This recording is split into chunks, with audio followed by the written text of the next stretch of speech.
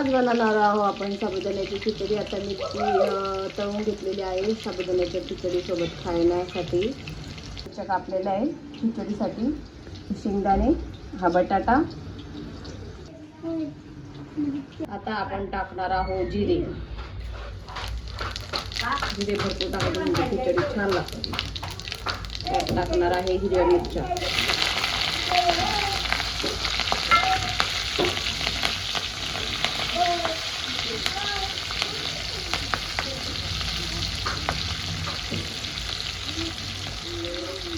आपण टाकणार आहोत बटाटा.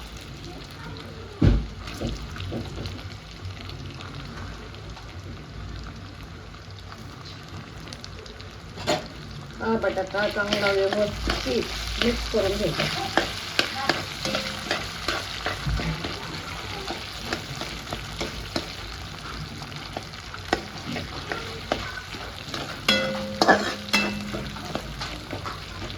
व्यवस्थित मिक्स केल्यानंतर साबुदाणा मिक्स करायचा. फोडून घ्यायचा. खायला पण मजा येते.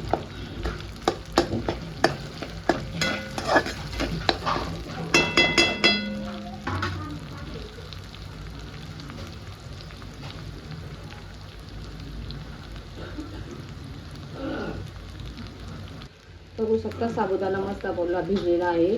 व्यवस्थित भिजवल्यानंतर साबुदाणा असा एक एक दाणा मोकळा होतो आणि व्यवस्थित खिचडी बनते. तर असा साबुदाणा आपण रात्री भिजत टाकायचा.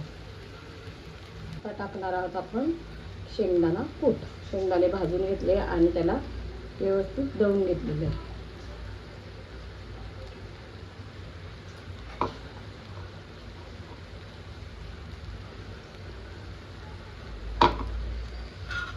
आता आपण हे चांगलं मिक्स करणार.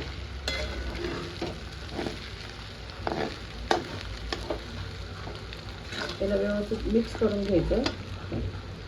मिक्स करून घेतल्यानंतर खिचडी एकदम छान आणि सुंदर अशी दिसते आणि खायलाही छान लागते. त्याच्यात आपण टाकूया मीठ. आपण टाकतो आहे मीठ. तर माझी खिचडी जास्त असल्यामुळे मी थोडं जास्तच मीठ टाकणार. तर तुमचं कसं खिचडीवर अवलंबून असतं. तुम्हाला किती खिचडी बनवायची आहे त्याच्या अनुसार तुम्ही तुमच्या वस्तू वापरा. जे मीठ असो किंवा शेंगदाणे असो किंवा मिरची असो. आम्हाला तर तिखट लागते त्याच्यामुळे आम्ही जास्त मिरची टाकलेली आहे. सुंदर अशी खिचडी आपली तयार झालेली आहे. बघू शकता तुम्ही.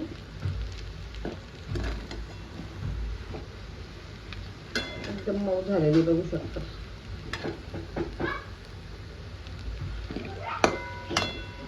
छान अशी खिचडी झालेली आहे. आपण याच्यावरती नंतर कोथिंबीर टाकणार. थोडी शिजून देऊ अजून मंद आचेवरती.